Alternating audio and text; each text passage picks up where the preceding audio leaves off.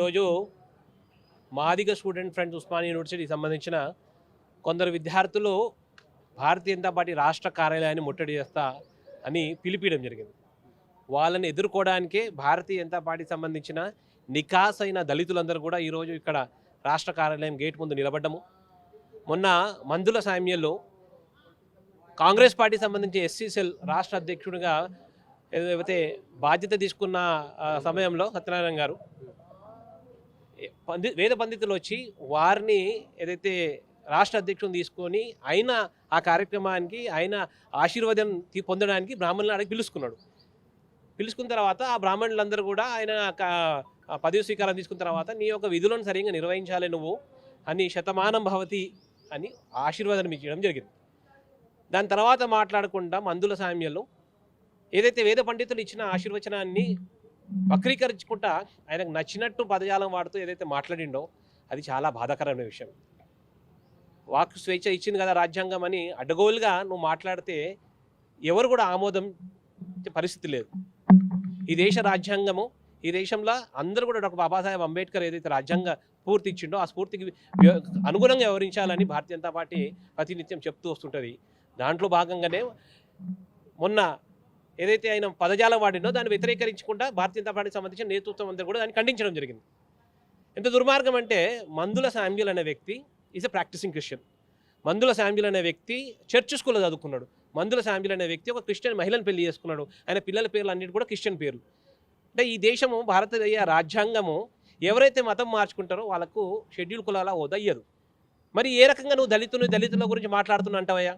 నువ్వే ఈ దేశంని, ఈ రాజ్యాన్ని, ప్రభుత్వాన్ని మోసం చేసి దొంగ క్యాస్ట్ సర్టిఫికేట్ తెచ్చుకొని నేను ఎస్సీనని తుంగతుర్తితో పోటీ చేసి ఎమ్మెల్యే అవుతావు కదా. మరి ఒకవైపు ఏమో నువ్వు స్పష్టంగా శామ్యూల్ అని పేరున్నది, నీ ఇంటి పేరు నీ క్యాస్ట్ సర్టిఫికేట్ మీద కూడా స్పష్టంగా నువ్వు శామ్యూల్ అని రాసుకున్నావు. శామ్యూల్ అనేటోడు దళితుడు ఎట్లయితాడు? నువ్వు రాజ్యాంగాన్ని, రిజర్వేషన్ హక్కుని స్పష్టంగా చదువు. నువ్వు ఈరోజు దళిత సమాజం చెందిన నిజమైన అంబేద్కర్ వారసులం మేమందరం కూడా స్పష్టంగా చెప్తున్నాము. రిజర్వేషన్ హక్కుని ఎవరు పొందాలి? ఎవరైతే బాబాసాహెబ్ అంబేద్కర్ వారసులో, ఎవరైతే వెనుకబడ్డదానికి గురైనో, ఎవరైతే హిందూ దళితులు వాళ్ళకు మాత్రమే రిజర్వేషన్ అమలవుతుంది. ఈ దొంగ దళితుడు శామ్యూల్ అనే వ్యక్తి దొంగ సర్టిఫికేట్ తెచ్చుకొని ఈరోజు నేను దళితున్నని ప్రభుత్వాన్ని మోసం చేసి తప్పుడు అఫిడవిట్ ఇచ్చి ఈరోజు ఏదైతే ఎమ్మెల్యే అయ్యాడు కదా. భారతీయ జనతా పార్టీ రాబోయే రోజులలో స్పష్టంగా గవర్నర్ గారికి రిప్రజెంటేషన్ ఇవ్వబోతున్నది. మేము హెచ్చరిస్తున్నాము. ఈ దొంగ సర్టిఫికేట్ తెచ్చుకొని నువ్వు ఎమ్మెల్యే అయినావు కదా, నీ ఎమ్మెల్యే బర్ఖారు అయ్యే వరకు కూడా భారతీయ జనతా పార్టీ ఎస్సీ మోర్చా పోరాటం చేస్తుంది. నువ్వు దొంగ సర్టిఫికేట్ పెట్టుకొని ఎస్సీనని దొంగ సర్టిఫికేట్ తీసుకొని ప్రాక్టీసింగ్ క్రిస్టియన్ ఎవరు కూడా షెడ్యూల్ కులాల కిందకి రారు. ఈ దేశంలో ఎవరైతే హిందువులు ఉంటారో, దళితులు ఉంటారో వాళ్ళు మాత్రమే షెడ్యూల్ కులాల హోదా పొందుతారు. కాబట్టి ఈరోజు ఏదైతే మేము దళితులం అని మందుల సామ్యూల్ ఏదైతే యువకులను రెచ్చగొట్టి ఈరోజు పంపించే ప్రయత్నం చేస్తుండో దాన్ని బేషరతుగా మందుల సామ్యూల్ విత్డ్రా చేసుకోవాలి. ఇంత దుర్మార్గంగా ఈయన భారతీయ జనతా పార్టీ కార్యాలయం మీద, భారతీయ జనతా పార్టీ నేతృత్వం మీద ఏదైతే అనగానే మాటలు అంటున్నాడో అవన్నీ కూడా దుర్మార్గము. భారతీయ జనతా పార్టీ ఎస్సీ మోర్చా రాష్ట్ర అధ్యక్షుడిగా నేను ఆయన అన్ని మాటలు కూడా ఖండిస్తున్నా. ఆయన షెడ్యూల్ కులాల గురించి మాట్లాడడానికి హక్కు లేదు. ఆయన ఒక క్రిస్టియను, చర్చిల గురించి మాట్లాడు శామ్యూల్, నువ్వు పాస్టర్ల గురించి మాట్లాడు, నువ్వు బైబిల్ గురించి మాట్లాడు, దళితుల గురించి మాట్లాడే నైతిక హక్కు ఈ రాజ్యాంగం నీకు ఇస్తలేదు. కాబట్టి భారతీయ జనతా పార్టీ నిన్ను హెచ్చరిస్తున్నది. దళితుల పక్షాన దళిత కులపరమైన రాజకీయాలు చేస్తే భారతీయ జనతా పార్టీ ఊరుకునేది లేదు. నీకు కేవలం ఈరోజు మాటపూర్వకంగా హెచ్చరిస్తున్నాము. భారతీయ జనతా పార్టీకి సంబంధించిన నేతృత్వము ఒక నైతిక విలువలతో కూడిన ఒక నేతృత్వం. ఎప్పుడు మాట్లాడినా మేము పదజాలాన్ని రాజ్యాంగం ఆధీనంలో మాట్లాడతాము. కాబట్టి ఈరోజు మందుల శామ్యూల్ని నువ్వు ఏ రకంగా అయితే పదజాలం పెట్టి మాట్లాడి నువ్వు బ్రాహ్మణ సమాజాన్ని నువ్వు అవమానం చేసినావు, యావత్తు హిందూ సమాజంలో ఎవరు కూడా వాళ్ళ ఇంట్లో గృహప్రవేశం చేసిన, సత్యనారాయణ వ్రతం చేసుకున్న, ఏ పూజ చేసినా బ్రాహ్మణోత్సవాలను పిలుచుకొని మా జీవితంలో మంచి జరగాలని వాళ్ళతో ఆశీర్వాదించుకుంటారు. మరి నువ్వు కూడా క్రిస్టియన్వే కదా, నువ్వు కూడా ఏదైనా ఇంట్లో పూజ చేసుకుంటే నీ పాస్టర్లను పిలుచుకొని నువ్వు మంచి బ్లెస్సింగ్ తీసుకుంటావు కదా. మరి సోయి లేదా? నువ్వు చదువుకున్న వాళ్ళేగా, నువ్వు చదువుకున్న వాళ్ళే కదా, నీ చదువు సంకరాకనికి పోయిందా? ఏ రకంగా అయితే బ్రాహ్మణులు మాట్లాడిన మాటలని వక్రీకరించుకున్న చెడు మాటలు మాట్లాడినావు కదా. ఇప్పటికైనా నువ్వు చేసిన తప్పు క్షమించు అని బ్రాహ్మణ అందరికీ కూడా బేషరతుగా నువ్వు క్షమాపణ కోరాలని భారతీయ డిమాండ్ చేస్తుంది.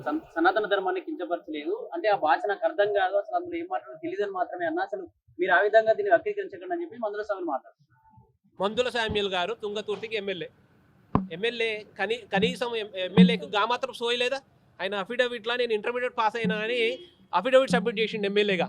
అంటే కనీసం ఇంటర్మీడియట్ పాస్ అయినోనికి తెలుగులో శతమానం భవతి అనే పదానికి అర్థం తెలియకపోతే మనిషి గాడిదాడు. ఈరోజు మందుల శామ్యుల్ అనే వ్యక్తి మనసులో ఒక ఎజెండా పెట్టుకొని కాంగ్రెస్ పార్టీ ఏదైతే అజెండా రన్ చేస్తుందో, యాంటీ హిందూ అజెండా ఏదైతే రన్ చేస్తుందో దాంట్లో భాగంగానే స్పష్టంగా హిందూ సమాజాన్ని, దళిత సమాజాన్ని విడగొట్టాలి అనే ఒక కుట్రతోని మాత్రమే ఈరోజు మందుల శామ్యుల్ అయిన ఒక అజెండా పూర్తిమైన వ్యాఖ్యలు అవి. హిందూ సమాజంలో ఉన్న దళితులందరూ కూడా ఇది గమనిస్తున్నారు. మందుల శామ్యుల్ అనే వ్యక్తి కష్టంగా హిందూ సమాజంలో ఉన్న దళితులను వ్యతిరేకించి, ఎందుకంటే ఆయన క్రిస్టియన్ కాబట్టి ఆ రకంగా బ్రాహ్మణులు మాట్లాడిన మాటలని వ్యతిరేకించి మాట్లాడాడు. నిజమైన దళితుని నేను, నిజమైన డాక్టర్ బాబాసాహెబ్ అంబేద్కర్ వారసుని నేను, ఛాతీ మీద డాక్టర్ బాబాసాహెబ్ అంబేద్కర్ నీలం జెండా పెట్టుకొని గర్వంగా మాట్లాడే వ్యక్తిని నేను ఏ రోజు కూడా బ్రాహ్మణులను ఆ రకంగా మాట్లాడిన దాఖలాలు లేవే. ఆయన క్రిస్టియన్ కాబట్టి ఆ క్రిస్టియన్లని హిందూ సమాజంలో ఒక ప్రతినిధులు కాబట్టి వాళ్ళని దాడి చేస్తే హిందూ సమాజాన్ని చీలికలు చేయాలి, హిందూ సమాజాన్ని దళితుల నుంచి దూరం చేయాలనే ఒక అజెండాలో భాగంగానే ఆయన ఈరోజు ఈ రకంగా మాట్లాడడం జరిగింది. నిన్న మీరు కూడా వాళ్ళ ఇంటికి వెళ్ళి విజయం అంటే ఆల్రెడీ క్షమాపణ చెప్పిన తర్వాత కూడా దాడి చేయడం ఏంటి అని చెప్పేసి వాళ్ళు చెప్తా ఉన్నారు. అయినా బేషరతుగా సమాధానం చెప్పాలి. క్షమాపణ అంటే ఏంది? నేను వాళ్ళని తిట్టినా ఏమో తప్పైపోయింది అట్లా కాదు. మరి నిజంగా నీకు క్షమాపణ కోరే వ్యక్తి అయితే ఈరోజు మాదిగా స్టూడెంట్ ఫ్రెండ్స్ సంబంధించిన యువకులని రెచ్చగొట్టి మా రాష్ట్ర కార్యాలయం పంపించాల్సిన అవసరం ఏమొచ్చింది? నువ్వు నిజంగానే వాళ్ళని క్షమాపణ కోరినావంటే ఈరోజు పో, ఆ విద్యార్థులను పోయి ఎవరెవరైతే మా రాష్ట్ర కార్యాలయం మీదకి వస్తారని పోయి ఆపుపో. దాదాపు 20-30 మంది ఇప్పుడే మాకు వార్త వచ్చింది, 20-30 మందికి సంబంధించిన ఎంఎస్ఎఫ్ స్టూడెంట్స్ ఆ బాబు జగ్జీవన్ స్టాచ్యూ కూడా నిలబడ్డారంట. మరి నువ్వు ఒక దిక్కు క్షమాపణ కోరుతున్నావు, నువ్వు మాట్లాడిన మాటల్లో నిజంగా పశ్చాత్తాపడుతున్నావు అంటే వాళ్ళని ఒక దిక్కు ఒకరు రెచ్చగొట్టి మా మీద పంపుతావు, ఇంకో దిక్కు నేను క్షమాపణ కోరుతున్నా అంటున్నావు అంటే ఇవి దొంగ మాటలు కాకపోతే, ఒగల మాటలు కాకపోతే ఏంది? మందుల శామ్యుల్ భారతీయ జనతా పార్టీ ఎస్సీ మోర్చా నేను హెచ్చరిస్తున్నది. నువ్వు ఎమ్మెల్యేగా ఉన్నావు, ఈ దేశ రాజ్యాంగానికి అనుగుణంగా నువ్వు వ్యవహరించాలి. నువ్వు ఎమ్మెల్యేగా ఉన్నావు, తుంగతుర్తికి సంబంధించిన షెడ్యూల్ కులాల వాళ్ళు ఎవరెవరైతే అక్కడ ఉన్న స్థానిక ఓటర్లు ఎవరైతే ఓటేస్తారో వాళ్ళందరూ సిగ్గుపడుతున్నారు. నీకెందుకు ఓటేసినామయ్యా అని. ఇప్పటికైనా నీ తప్పు తెలుసుకొని బేషరతుగా హిందూ సమాజానికి, బ్రాహ్మణ సమాజానికి క్షమాపణ కోరాలని Bharatiya Janata party SC Morcha demand చేస్తున్నది. బీజేపీ పార్టీ అని కూడా వాళ్ళు మాట్లాడుతున్నారు. దళితులను మోసం చేసిందే బీజేపీ పార్టీ అంటున్నారు.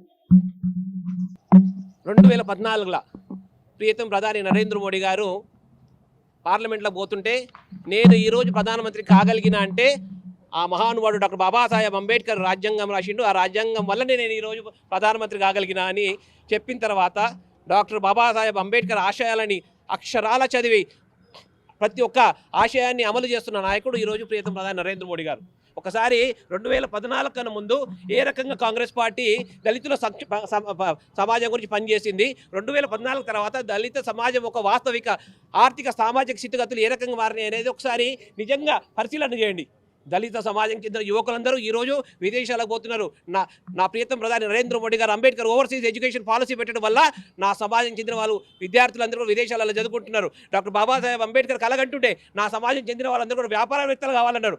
కాబట్టి నరేంద్ర మోడీ గారు అంబేద్కర్ ఇంక్యుబేషన్ సెంటర్ పేరుతోని ఒక్కొక్క షెడ్యూల్ కులాల యువకునికి దాదాపు 2 కోట్ల వరకు రాయితీలు ఇచ్చి వ్యాపారం చేయడానికి ప్రోత్సహిస్తున్నాడు. దళిత సమాజం, విద్యార్థుల గురించి, మహిళల గురించి, వారి యొక్క ఆర్థిక సామాజిక స్థితిగతులు మారాలని నిజమైన చిత్తశుద్ధి ఉన్న నాయకుడు నరేంద్ర మోడీ గారు. డాక్టర్ బాబాసాహెబ్ అంబేద్కర్కి గౌరవం ఇచ్చి పంచతీర్థాల పేరుతోని ఆయన జన్మించిన స్థానాన్ని నుంచి మొదలుకొని జన్మించిన స్థానాన్ని, మరణించిన స్థానాన్ని, ఆయన ఏదైతే చదువుకున్నాడో ఆ క్షేత్రాన్ని అన్నింటినీ కూడా డెవలప్ చేసి కేంద్ర ప్రభుత్వం డబ్బులు వెచ్చించి పంచతీర్థాలని ఒక కేంద్రాన్ని, స్ఫూర్తి కేంద్రాన్ని ఇచ్చి ఒక రైల్వే డిపార్ట్మెంట్ నుంచి ఒక అంబేద్కర్ సర్క్యూట్ అనే ట్రైన్ పెట్టి షెడ్యూల్ కులాల వాళ్ళందరూ కూడా ఒక స్ఫూర్తి కేంద్రాలకు సంబంధించిన సందర్శించాలి. డాక్టర్ బాబాసాహెబ్ అంబేద్కర్ ఏ రకంగా అయితే రాజ్యాంగం రాసి ఆ రాజ్యాంగం వల్ల మనమందరం కూడా ఈ సుఖసౌఖ్య సంతోషాలు ఉన్నామో అని తెలుసుకోవాలి అని నినాదం ఇచ్చిన నాయకుడు ప్రియతమ ప్రధాని నరేంద్ర మోడీ గారు. మీకు తెలుసునా, ఈరోజు ఏ కాంగ్రెస్ పార్టీ అయితే అంబేద్కర్ గురించి మా అంబేద్కర్ మాట్లాడుతున్నాడు కదా, 6th డిసెంబర్కి డాక్టర్ బాబాసాహెబ్ అంబేద్కర్ అలీపూర్ రోడ్లో క్వార్టర్లో రాజ్యాంగం రాసుకున్న తర్వాత ఆ క్వార్టర్లో చనిపోతే ఆయన పార్థివ దేహాన్ని ఢిల్లీలో అంత్యక్రియలు చేయాలని అక్కడ సంబంధించిన షెడ్యూల్ కులాల వాళ్ళు కోరితే కాంగ్రెస్ నాయకులు ఎవరు కూడా దాన్ని ఆమోదించలే. తప్పనిసరి పరిస్థితుల్లో డాక్టర్ బాబాసాహెబ్ అంబేద్కర్ పార్థివ శరీరాన్ని ఎయిర్ అంబులెన్స్లో బాంబేకి తెచ్చి అంత్యక్రియలు తెచ్చారు.